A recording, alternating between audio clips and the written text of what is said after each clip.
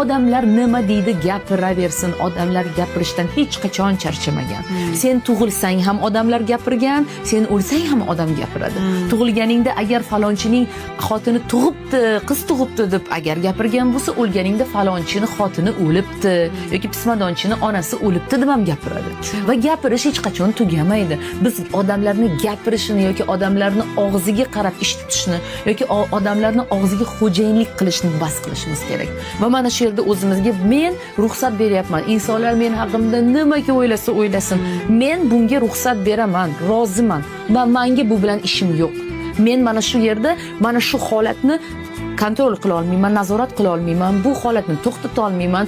Ularga kelib har biriga o'zimni oqlab, men aslida unaqa ayol emasman, to'xtanglar deb men isbotlamayman. Isbotlagim ham kelmayapti deysanda, mana shu yerda buni qo'yib yuborib, nima qilishni boshlaysan? Hayotingni o'zing xohlaganingcha, istaganingcha, bilganingcha yashashni boshlaysan.